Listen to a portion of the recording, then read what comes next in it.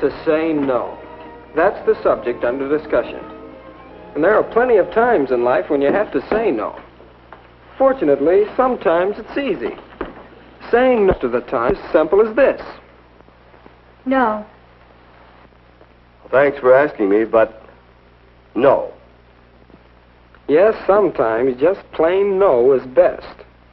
But sometimes such a direct no would offend people, cause you to lose your friends, make you seem to disapprove of them. And if you just take a subscription for only 1 year, I can get that bicycle. Well, new suit, new hat, new gloves. Do you like them? Well, we're through with that guy. Yeah. Too chicken to pick up some dames with us. You're coming, aren't you, Johnny? Well, how can you say no and still keep your friends? Now, that's quite a problem sometimes. Well, let's sit in on a discussion of that problem. Come in. Here's some of my friends. I think you'll find they have helpful opinions. I'd like to present Marty and Lucy, Nora, and Howie. Hi, gang. Oh, and I'm Bill. Well, we're going to discuss saying no and still keeping your friends. But you'll see better what we mean if we get right to our examples. Marty, I believe you had an incident you wanted us to discuss. Well, Go ahead. Well, the fellows and I often stop somewhere for a snack after a game or after practice. It's usually just an ordinary place where you can get a good sandwich. But sometimes the fellows pick a tavern. And then...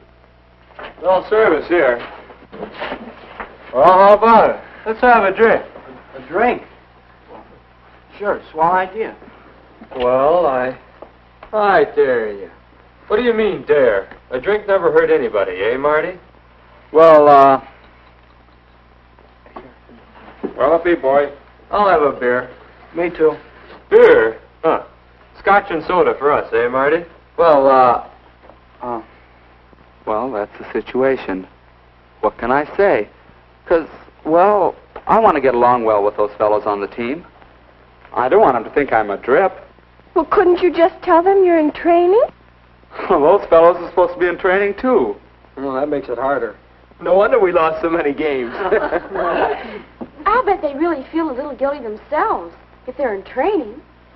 Why couldn't you just order something else? Maybe. How? What would I say? Well, just whatever you would say anyway, if you were ordering. Don't you think that he should be direct? Sure. Yeah, I think so. Without making any fuss about it. Just order what you want. Well, let's see. How would that go? Scotch and soda for us, eh, Marty? I'll take a double hamburger with French fries. No drink? No, I'm hungry.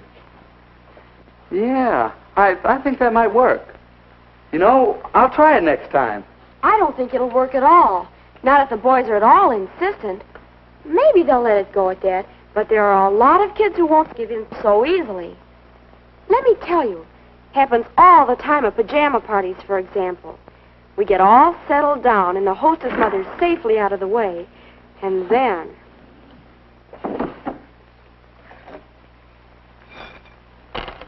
Boy, I'm dying for a smoke. How about you girls? Mary? Well, thanks. Nora? No, thanks.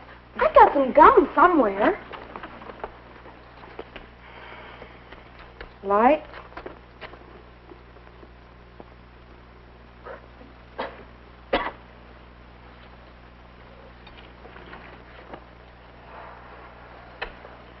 Sure you won't, Nora? No, thanks, really. I'd rather have the gum. Oh, come on, Nora. Be a good sport. Yes, try it. Just this once. Here, take a puff on mine. See what I mean? No just doesn't mean no to some people. Well, I don't think she's very much of a hostess. If she forces things on you like that. Well, there's some consolation in that. But seriously, I can't give up a friend just because of one little fault like that. How can I say no and really make it stick? Why don't you try some parlor tricks? You can always distract attention with a good card trick. Here, Oh, take card, Howie. take card, take card. Come on. You're the one that's distracting now. No, wait. Distraction is an answer.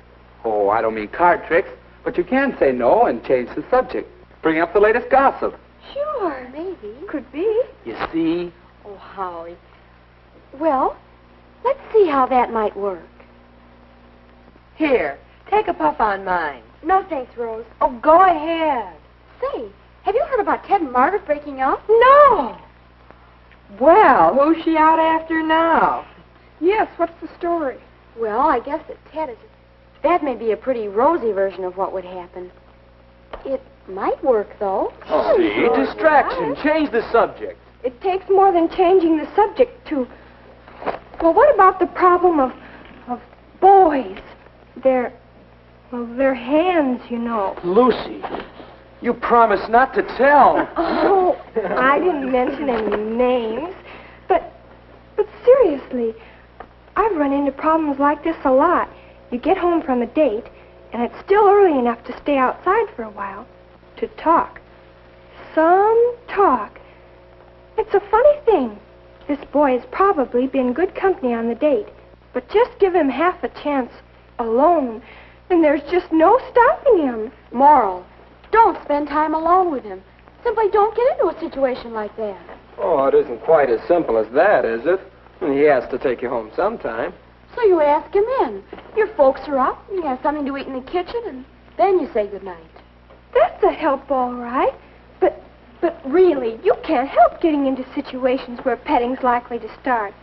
When you date in a car, at the movies, even in your own home, watching television. You know, I never thought of that before. Well, why don't we take some cases, starting with yours, Lucy, and show just how you can say no. All right. We'll say that this time I didn't plan ahead. And here we are, on the front steps.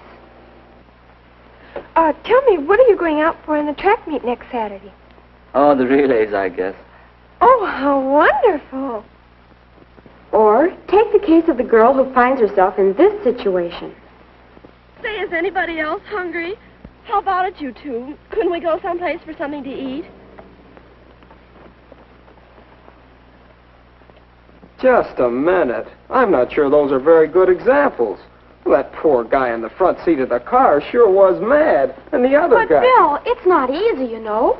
Why, you have to have a whole bag full of tricks to handle situations because each one is different. That's right. And fellas react differently. Seriously, You? Serious? you girls seem to think it's always the boy who starts things. Oh, naturally. Oh, no, Lucy. Sometimes we're partly to blame. We invite a little attention. Goes on, and then it's hard to stop. There are times when it's up to the boy to say no. Some fellows seem to think that petting's, well, the thing to do. And some girls think that they have to permit it for date insurance. Well, each of us has to set his own standards, I guess. Yes, but those standards vary with a lot of things. If you really like a boy, you want to be close. You want to hold hands, maybe a goodnight kiss, and so on. It's the and so ons that are troublesome. But, I think the important thing is to know yourself and your standards. Know when and how you're going to say no, but in advance. Even then, it takes all the ingenuity you have. Well, I think we've cleared the air a bit. And we've outlined some skills in saying no and still keeping your friends.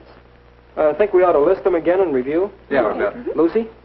Try to avoid difficult situations. Howie? Distraction. Change the subject. Nora?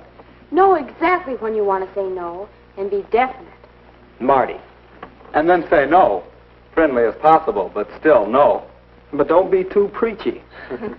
Well, I think there are some good ideas here. What do you think? How about talking this problem over?